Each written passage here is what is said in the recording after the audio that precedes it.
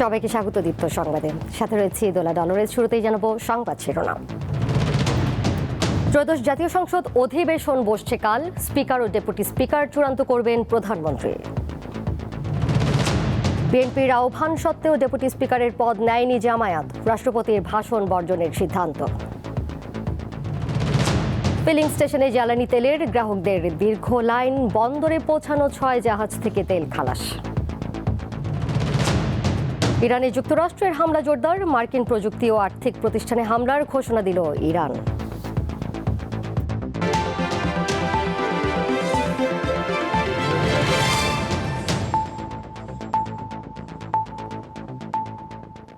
Speaker ও deputy speaker কে হবেন তা চূড়ান্ত করবেন প্রধানমন্ত্রী তারেক রহমান। বুধবার বিএনপির সংসদীয় দলের বৈঠকের পরে কথা জানান চিফ হুইপ নুরুল ইসলাম মনি। আর স্বরাষ্ট্রমন্ত্রী সালাউদ্দিন আহমদ জানিয়েছেন, স্পিকার ও ডেপুটি স্পিকারকে শপথ পড়াবেন রাষ্ট্রপতি। বুধবার বেলা 11টার দিকে ক্ষমতাসীন দল বিএনপির সংসদীয় দলের বৈঠক অনুষ্ঠিত হয়। এতে সভাপতিত্ব করেন সংসদ নেতা ও প্রধানমন্ত্রী তারেক রহমান। জাতীয় সংসদ ভবনে সরকার দলীয় সভাকক্ষে এই বৈঠক হয়। বৃহস্পতিবার ত্রয়োদশ জাতীয় সংসদের প্রথম অধিবেশন আহ্বান করেছেন রাষ্ট্রপতি মোহাম্মদ শাহাবুদ্দিন। সকাল 11টায় শুরু হবে প্রথম অধিবেশন। এদিকে বিএনপির সংসদীয় দলের বৈঠক শেষে স্বরাষ্ট্রমন্ত্রী সালাউদ্দিন আহমদ জানান, সংসদের প্রথম অধিবেশনে স্পিকার ও ডেপুটি স্পিকার নির্বাচিত হবেন। তাদের শপথ পড়াবেন রাষ্ট্রপতি। জাতীয় সংসদ অধিবেশন বসুক, তারপরে জনপ্রত্যাশা নিয়ে আমরা কথা বলবো এবং শহীদের আকাঙ্ক্ষা পূরণের জন্য আমরা কথা বলবো এবং সমস্ত কিছু জুলাই জাতীয় সনদে যা কিছু আমরা সম্মত হয়েছি সবকিছু আমরা ধারণ করবো ইনশাআল্লাহ। বৈঠক শেষে আনুষ্ঠানিক ব্রিফিংয়ে চিফ হুইপ সাংবাদিকদের বলেন, সংসদ নেতাকে স্পিকার ও ডেপুটি স্পিকার নির্ধারণের ক্ষমতা দিয়েছে সরকার দলীয় সংসদীয় কমিটি। আমাদের যেহেতু পুরনো স্পিকার নাই, ডেপুটি স্পিকার নাই, আমরা সংসদে একটা খালি চেয়ার দিয়ে শুরু করব।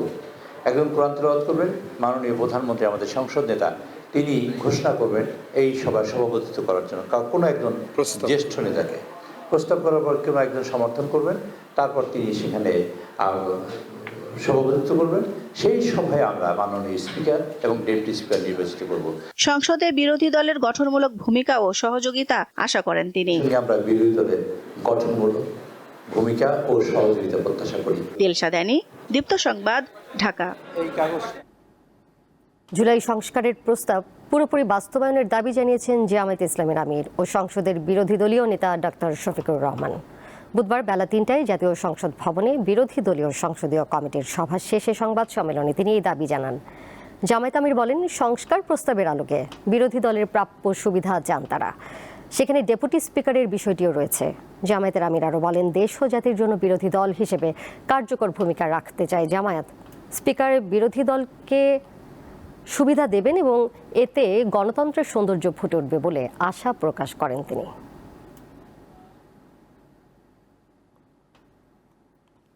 আমরা চাই জুলাই সংস্কারের যে প্রস্তাব, সেই প্রস্তাবটা পুরোপুরি বাস্তবায়ন হোক। এর আলোকে বিরোধী দলের যতটুকু পাওনা আমরা অতটুকু চাই, এর বেশি চাই না। ওই প্রস্তাবেই আছে যে একজন ডেপুটি স্পিকার বিরোধী দল থেকে হবেন। আমরা খণ্ডিতভাবে এটা চাচ্ছি না। আমরা চাই প্যাকেজ, আমরা চাই পিসমিল, পুরাটাই সেখানে গ্রহণ হোক, বাস্তবায়ন হোক। স্পিকারের আসন শূন্য রেখেই বসছে ত্রয়োদশ জাতীয় সংসদের প্রথম অধিবেশন। সরকার ও বিরোধী দল নিজেদের অবস্থান জোরালোভাবে তুলে ধরতে নিচ্ছে আলাদা কৌশল। বিরোধী দল হিসেবে জামায়াত এই অধিবেশনে যোগ দিলেও রাষ্ট্রপতির ভাষণ বর্জনের সিদ্ধান্ত নিয়েছে। ডেপুটি স্পিকারের পদ নেয়ার প্রস্তাবও গ্রহণ করেনি তারা। জুলাই গণ অভ্যুত্থানে সরকার পতনের ফলে দ্বাদশ জাতীয় সংসদ শেষ হয় মাত্র 7 মাসে। এরপর অন্তর্বর্তী সরকারের অধীনে অনুষ্ঠিত হয় ত্রয়োদশ জাতীয় সংসদ নির্বাচন। এই সংসদ বসার আগেই আপাত দৃষ্টিতে 2 মেরুতে অবস্থান করছে সরকার ও বিরোধী দল। নিরঙ্কুশ সংখ্যাগরিষ্ঠতা পাওয়া বিএনপি সংবিধান সংস্কার পরিষদের সদস্য হিসেবে শপথ নেয়নি, তবে বিরোধী দল জামায়াত এ শপথ নিয়েছে। এমন পরিস্থিতিতে বসছে ত্রয়োদশ জাতীয় সংসদের প্রথম অধিবেশন। রেওয়াজ অনুযায়ী প্রথম দিন রাষ্ট্রপতি ভাষণ দেবেন, তবে স্পিকার ও ডেপুটি স্পিকারের অনুপস্থিতিতে অধিবেশনের আনুষ্ঠানিকতা শুরু হবে স্পিকারের আসন শূন্য রেখে। সরকারি দল বলছে প্রথম অধিবেশনে বেশ কিছু ঐতিহাসিক সিদ্ধান্ত নেওয়া হবে। সংসদে যাচাই বাছাইয়ের জন্য উত্থাপন করা হবে অন্তর্বর্তী সরকারের জারি করা 133টি অধ্যাদেশ। সংসদে যে সমস্ত অর্ডিন্যান্সগুলো প্লেস করার কথা, উত্থাপন করার কথা 133টি অধ্যাদেশ আইনমন্ত্রী উত্থাপন করবেন এবং এরপরে রাষ্ট্রপতির ভাষণ হবে। তার আগে সংসদের কয়েকটি কমিটি নির্বাচিত হয়, যেমন বিজনেস অ্যাডভাইজরি কমিটি, যেটা কার্য উপদেষ্টা কমিটি বলে, সেটা সংসদ কমিটি সহ আরও কয়েকটি কমিটি হবে। রাষ্ট্রপতির ভাষণের পরে সেদিন মুলতবি হবে। এরপরে আমাদের সিদ্ধান্ত মাফিক যেটা কার্য উপদেষ্টা কমিটির বৈঠকটা তারপরের দিন অনুষ্ঠিত হবে। এদিকে ডেপুটি স্পিকার নির্বাচনে বিএনপির আহ্বানে সাড়া দেয়নি জামায়াত। দলটির নেতারা বলছেন জুলাই জাতীয় সনদ বাস্তবায়ন বাদ দিয়ে অন্য কোনো প্রস্তাব জামায়াত গ্রহণ করবে না। জুলাই জাতীয় সনদ অনুযায়ী যে দুটো ডেপুটি স্পিকার হবে, উচ্চ কক্ষে এবং নিম্ন কক্ষে, এই দুইটাই কিন্তু বিরোধী দলের জন্য। এটা বিরোধী দলকে অফার করার কিছু না। এই প্রস্তাবটা বিরোধী দল নেবেন কিনা সেটা আলোচনা করে দেখা হবে। যদি জুলাই জাতীয় সনদ আলোচনায় না আসে তাহলে অন্য কোনো প্রস্তাব আমার জানা মতো গ্রহণ করা হবে না। এই ব্যাপারে যদি কোনো ধরনের কোনো গড়িমসি করা হয় তাহলে বিরোধী দলীয় সংসদ সদস্যরা এই ব্যাপারে সংসদে শক্ত ভূমিকা রাখবেন। 12, 15 ও 16 মার্চ অধিবেশন চলার পর ঈদ উল ফিতর উপলক্ষে 13 দিনের জন্য সংসদ মুলতবি রাখার কথা রয়েছে। সংবিধান সংস্কার পরিষদের শপথ এবং রাষ্ট্রপতির ভাষণ ঘিরে রাজনৈতিক টানাপোড়েনের মধ্য দিয়ে শুরু হতে যাচ্ছে নতুন সংসদের যাত্রা। বিশেষজ্ঞরা বলছেন সংসদকে সক্রিয় রাখতে সরকার এবং বিরোধী দলের কার্যকর অংশগ্রহণ জরুরি। এখন দেখার অপেক্ষা আসন্ন সংসদ অধিবেশন ঘিরে জাতীয় ইস্যুগুলো কতটা গুরুত্ব পায়। শিউলি শবনম, দীপ্ত সংবাদ, ঢাকা। সংসদের প্রথম অধিবেশনেই জাতীয় মানবাধিকার কমিশন অধ্যাদেশকে আইন হিসেবে পাশ করার দাবি জানিয়েছেন বিশিষ্ট নাগরিকেরা। বুধবার রাজধানীতে নাগরিক প্ল্যাটফর্মের সংলাপে এই দাবি জানানো হয়। প্রয়োজনে পরে সংশোধনের পরামর্শ তাদের। নাগরিক প্ল্যাটফর্মের আয়োজনে বুধবার জাতীয় মানবাধিকার কমিশন নিয়ে নতুন সরকারের কাছে প্রত্যাশার কথা বলেন বিশিষ্ট নাগরিক ও নতুন কয়েকজন সংসদ সদস্য। ওদের প্রচেষ্টা নিয়ে আসা দরকার, সেটার আগ্রহ কিন্তু। সেখানে সিপিডির সম্মানিত ফেলো দেবপ্রিয় ভট্টাচার্য বলেন, দোষ ত্রুটি থাকলেও অন্তর্বর্তী সরকারের করা জাতীয় মানবাধিকার কমিশনের অধ্যাদেশ পাশ করার এখনই সময়। এই অধ্যাদেশের ভিতরে অনেক দোষ ত্রুটি এখনো আছে, আগামী দিনে এগুলিকে সংশোধন করা প্রয়োজন। কিন্তু আমরা যদি আবার পুরোটাকে একবার খুলে ফেলি তাহলে এখান থেকে যে এতদিনের যে পরিশ্রমের এটার ভিতর দিয়ে গেছে, বহু দশকের পরিশ্রম এবং অভিজ্ঞতার ভিতর দিয়ে গেছে, সেগুলো আবার শূন্যতে চলে না যায়। অন্তর্বর্তীকালীন সরকারের করা যেসব অধ্যাদেশ বাস্তবায়নের উদ্যোগ নিয়েছে সরকার, তার মধ্যে মানবাধিকার কমিশন অধ্যাদেশ থাকবে বলে জানিয়েছেন স্বরাষ্ট্রমন্ত্রী। তবে আমরা যেগুলো পারবো না সেটা হয়তো অটোমেটিক ল্যাপস হয়ে যাবে, কিন্তু পরবর্তী সেশনে সেই আইনগুলো আমরা বিল আকারে আনতে পারবো। তাই আমরা সেই জন্য একটা প্রারম্ভিক ভাষণও দিয়ে রাখবো, যেটা আমাদের জন্য সংসদের সময় এবং এই 30 দিনের সীমাবদ্ধতার ভিতরে যেটা সম্ভব সেটা আমরা করব। তার মধ্যে অবশ্যই মানবাধিকার কমিশনের এই অর্ডিন্যান্সটা থাকবে আশা করি। তবে বাংলাদেশের মানবাধিকার কমিশনের সংজ্ঞা আন্তর্জাতিক মানের নয় বলে জানিয়েছেন আইনজীবী ব্যারিস্টার সারা হোসেন। যতদূর এই অধিকারগুলো আমাদের জাতীয় আইনে স্বীকৃত ততদূর আমরা এগুলো মানবো। এখন এটা করা যায় না। যেগুলো কাস্টমারি ইন্টারন্যাশনাল লতে আছে সেগুলো সবার জন্য প্রযোজ্য, সব সময় প্রযোজ্য। এখানে কোনো ধরনের লিমিটেশন, এক্সেপশন কোনো কিছুই আইন অনুযায়ী দেওয়া যায় না, কিন্তু এই সংজ্ঞার মধ্যে সেটা দেওয়া হয়েছে। এছাড়া ব্রাহ্মণবাড়িয়া 2 আসনের এমপি ব্যারিস্টার রুমিন ফারহানা, সংসদ সদস্য ফজলুর রহমান, সুব্রত চৌধুরী, নাগরিক ঐক্যের সভাপতি মাহমুদুর রহমান মান্না ও আহমেদ আজম খান এ সময় কথা বলেন। সেই প্রত্যাশা পূরণে আমরা কাজ করব। আলোয়ান খান, দীপ্ত সংবাদ, ঢাকা। রাজধানীর ফিলিং স্টেশনগুলোয় জ্বালানি তেলের জন্য বুধবারও যানবাহনের দীর্ঘ লাইন দেখা গেছে। সরবরাহ ঘাটতির কারণে এখনও স্বাভাবিক কার্যক্রম শুরু করতে পারেনি কয়েকটি পাম্প। তেল নিতে গিয়ে দীর্ঘ সময় অপেক্ষা করতে হচ্ছে মোটরসাইকেল ও গাড়ি চালকদের। কেউ ফজরের নামাজ শেষে, কেউ বা সাহরি শেষে এসে দাঁড়িয়েছেন লাইনে। পাম্পের কর্মীরা বলছেন কিছুটা স্বাভাবিক হতে শুরু করেছে তেলের মজুত। সরকার নির্ধারিত রেশনিং পদ্ধতিতে সরবরাহ করা হচ্ছে জ্বালানি তেল। সেই অনুযায়ী রাইড শেয়ারকারী মোটরসাইকেল চালকরা দিনে 5 লিটার করে তেল কিনতে পারছেন। এদিকে রেশনিং পদ্ধতির আওতায় ডিপো থেকে পেট্রোল পাম্পগুলোতে জ্বালানি তেল সরবরাহ বাড়িয়েছে বিপিসি। এছাড়া চট্টগ্রাম বন্দরে নোঙর করা 10টি জাহাজের মধ্যে 6টি থেকে তেল খালাস করা হয়েছে।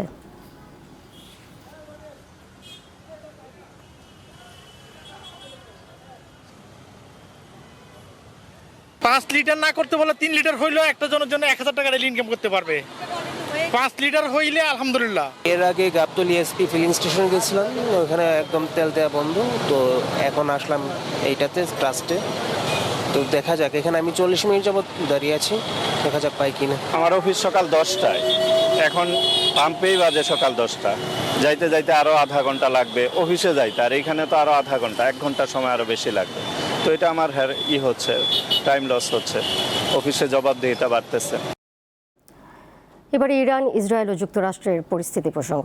ইসরায়েল ও যুক্তরাষ্ট্রের যৌথ বাহিনী গত 11 দিনে 10,000-এরও অধিক বেসামরিক স্থানে বোমা হামলা চালিয়েছে। এতে 1300 জনেরও বেশি বেসামরিক মানুষ নিহত হয়েছেন বলে দাবি করেছে ইরান। তেহরানের গভর্নর জানান, এসব হামলায় আবাসিক এলাকা এবং শহরের গুরুত্বপূর্ণ সরকারি অবকাঠামো লক্ষ্যবস্তু করা হচ্ছে।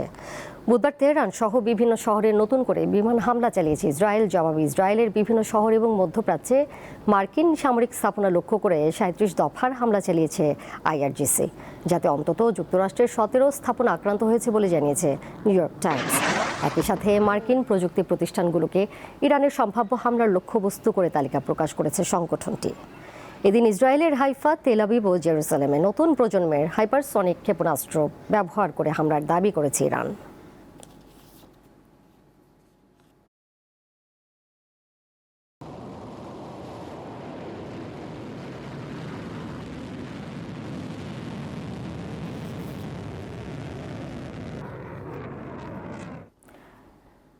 ইসরায়েলের সাথে জোট বেঁধে ইরানে সামরিক অভিযান চালিয়ে বিপাকে পড়েছেন যুক্তরাষ্ট্রের প্রেসিডেন্ট ডোনাল্ড ট্রাম্প। অভিযানের খরচ চালাতে গিয়ে টালমাটাল তার নিজের দেশের অর্থনৈতিক অবস্থা। গত 1 বছরে বাণিজ্য যুদ্ধ, অভিবাসন সংকট এবং নানাবিধ অর্থনৈতিক ধাক্কা সামলে ওঠা মার্কিন অর্থনীতি এই যুদ্ধের কারণে এখন চরম অগ্নি পরীক্ষার মুখে।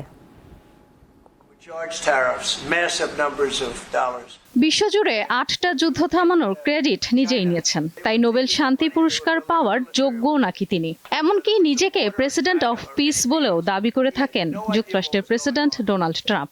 তবে এবার ইসরায়েলের সঙ্গে জোট বেঁধে ইরানে সামরিক অভিযান চালাচ্ছেন তিনি, আর এই অভিযানের খরচে টালমাটাল তার নিজের দেশের অর্থনৈতিক অবস্থা।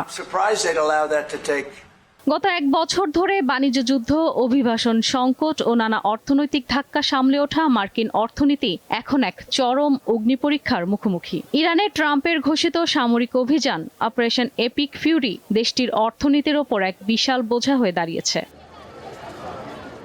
বিভিন্ন আন্তর্জাতিক গণমাধ্যমের প্রতিবেদন অনুযায়ী প্রতিদিন ইরান যুদ্ধে যুক্তরাষ্ট্রকে গড়ে গুনতে হচ্ছে 100 থেকে 200 কোটি ডলার। সম্প্রতি প্রকাশিত হয়েছে যুক্তরাষ্ট্রের চাকরির পরিসংখ্যান। শ্রম দপ্তরের তথ্য অনুযায়ী গত ফেব্রুয়ারিতে দেশটিতে চাকরি কমেছে 92,000, কমেছে ঘন্টা প্রতি গড় আয়ও। ফলে ফেব্রুয়ারিতেই বেকারত্বের হার পৌঁছেছে 4.4%।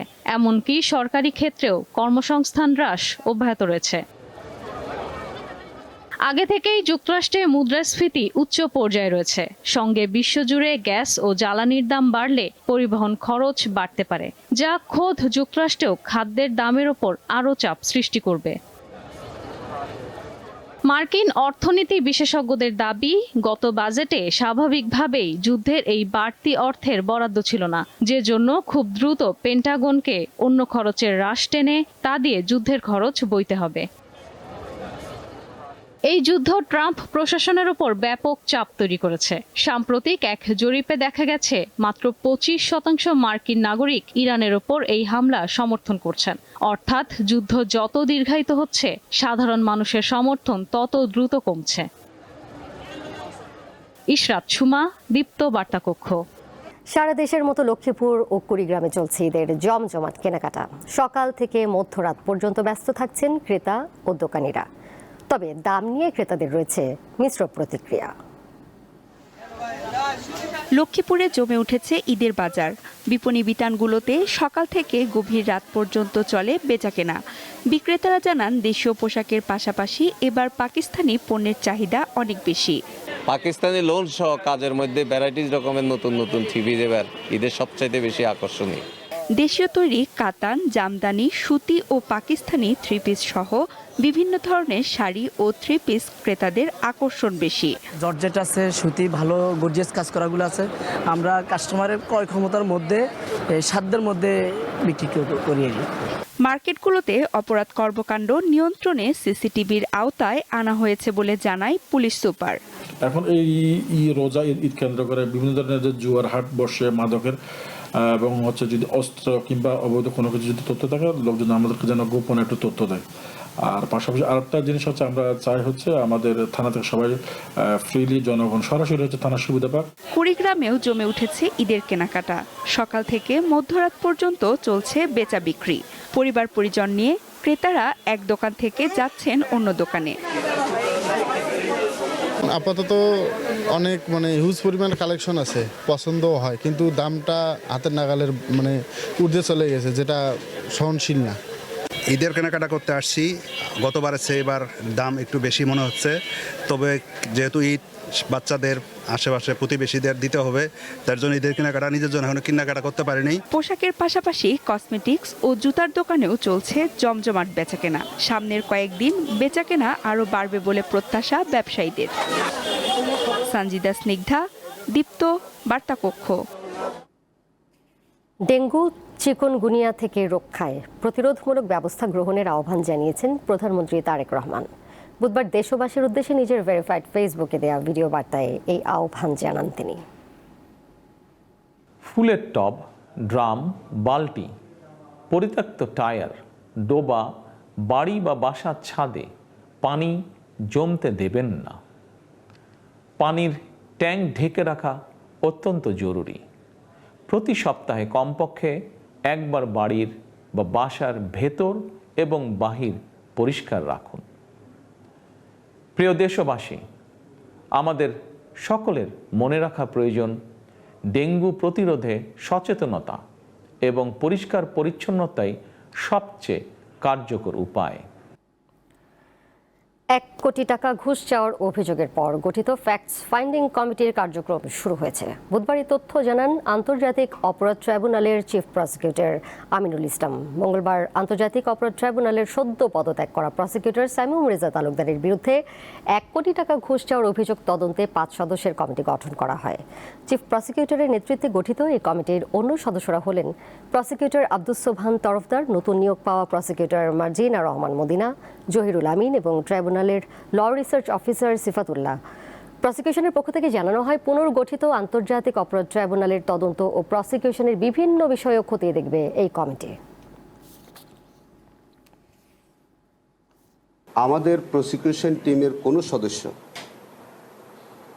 বা সংশ্লিষ্ট কোনো ব্যক্তিবর্গ যদি কোনো অনৈতিক কর্মকাণ্ডের সাথে জড়িত থাকেন, সেই বিষয়টি আমরা তথ্য উদ্ঘাটন করব। যদি তাদের বিরুদ্ধে সাবস্টেন্টিভ কোনো অভিযোগ পাওয়া যায়, তাহলে তাদের বিরুদ্ধে, সংশ্লিষ্টদের বিরুদ্ধে আমরা যথাযথ আইনগত ব্যবস্থা নেব। ঋতু পরিবর্তনের প্রভাবে চুয়াডাঙ্গায় দেখা দিয়েছে মৌসুমী রোগের প্রকোপ। দিনে গরম আর রাতে ঠান্ডার কারণে জ্বর, সর্দি, কাশি, নিউমোনিয়া ও ডায়রিয়া সহ বিভিন্ন রোগে আক্রান্ত হয়ে প্রতিদিনই হাসপাতালে ভর্তি হচ্ছেন অনেকে, বেশিরভাগই শিশু ও বয়স্ক। চুয়াডাঙ্গায় আবহাওয়া পরিবর্তনের প্রভাব পড়েছে জনস্বাস্থ্যে। গত 2 সপ্তাহ ধরে দিনে তাপমাত্রা বাড়লেও রাতের দিকে এখনো শীত, ফলে বেড়েছে বিভিন্ন রোগের প্রাদুর্ভাব। হাসপাতালে বাড়ছে রোগীর চাপ। সন্ধ্যেবেলা জ্বর আসে, এসে ওই জ্বরে আমার কাঁপুনি হয়, থরথর করে কাঁপি। আমার 1 সপ্তাহ ধরে জ্বর আসছে, আমি ওষুধ খাচ্ছি, ছাড়ি যাচ্ছে, আবার আসছে, খাচ্ছি, ছাড়ি যাচ্ছে, আবার আসছে।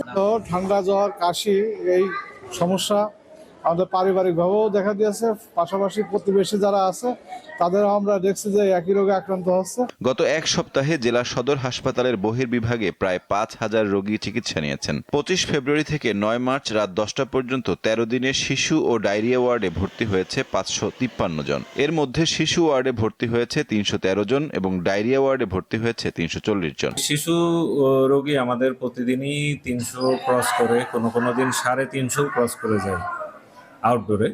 আর ইনডোরে আমাদের 2টা শিশু ওয়ার্ড মিলে ভর্তি সংখ্যা 50-60 জন থাকতেছে এই প্রতিদিন।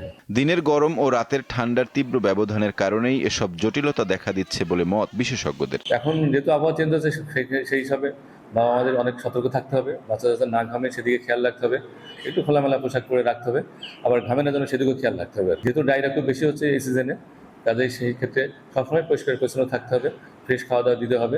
6 মাসের নিচের বাচ্চাদেরকে শুধুমাত্র মায়ের দুধই খাওয়াবেন। চিকিৎসকদের পরামর্শ, ঋতু পরিবর্তনের এ সময় শিশু ও বয়স্কদের সুস্থতায় দরকার বিশেষ যত্ন। ঠান্ডা এড়িয়ে চলার পাশাপাশি পরিষ্কার পরিচ্ছন্ন থাকা এবং উপসর্গ দেখা দিলে দ্রুত চিকিৎসকের শরণাপন্ন হওয়ার আহ্বান জানিয়েছেন তারা। সাইফুর রহমান শিশির, দীপ্ত বার্তা কক্ষ। আগামী 7, 8 ও 9 মে ঢাকার বসুন্ধরা কনভেনশন সেন্টারে অনুষ্ঠিত হবে international cable TV broadcasting and communication expo 2026। বুধবার রাজধানীর গুলশানে সংবাদ সম্মেলনে কোঅব নেতারা এই তথ্য জানান। এতে আরও জানানো হয়, বাংলাদেশের কেবল টিভি, ব্রডকাস্টিং ও কমিউনিকেশন শিল্প বর্তমানে প্রযুক্তিগত পরিবর্তন ও ডিজিটাল বিপ্লবের মধ্য দিয়ে দ্রুত এগিয়ে যাচ্ছে।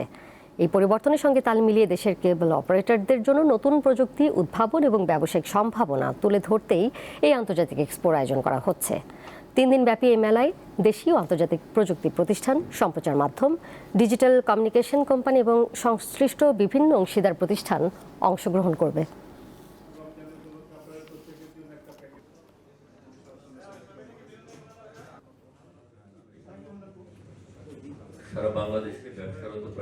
যুক্তরাষ্ট্রে আয়োজিত 2026 ফিফা বিশ্বকাপে অংশ নেবে না ইরান। ক্রীড়ামন্ত্রী আহমদ দনিয়াম আলী জানিয়েছেন, যুক্তরাষ্ট্রের হামলায় দেশের সর্বোচ্চ নেতা নিহত হওয়ার পর বর্তমান পরিস্থিতিতে ইরান কোনোভাবেই বিশ্বকাপ খেলবে না। 2026 সালের ফুটবল বিশ্বকাপ যৌথভাবে আয়োজন করছে যুক্তরাষ্ট্র, কানাডা এবং মেক্সিকো। বিশ্ব আসরে ইরানের পুরুষ দল মিশর, বেলজিয়াম এবং নিউজিল্যান্ডের সঙ্গে জি গ্রুপে 3টি গ্রুপ ম্যাচ খেলার কথা রয়েছে। সবগুলোই অনুষ্ঠিত হওয়ার কথা যুক্তরাষ্ট্রে। তবে চলমান যুদ্ধ পরিস্থিতি সত্ত্বেও ইরান ফুটবল দল যুক্তরাষ্ট্রে গিয়ে বিশ্বকাপে অংশ নেবে বলে আশা করছেন ফিফার সভাপতি জিয়ান্নি ইনফান্তিনো।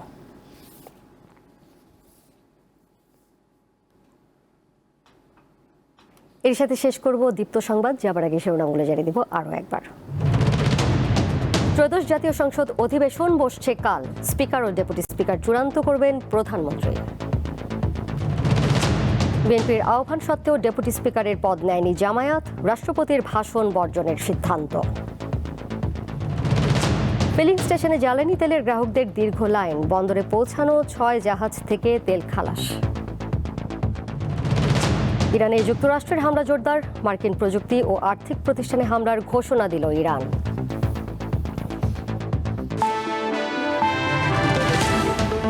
এই ছিল এখনকার মতো। এর সাথে বিদায় নিচ্ছি আমি দোলা ডলরেস। আরও তথ্য এবং বিনোদনের নানা খবর জানতে যুক্ত থাকুন দীপ্ত ডিজিটাল প্ল্যাটফর্মে। ধন্যবাদ সবাইকে এতক্ষণ সাথে থাকার জন্য।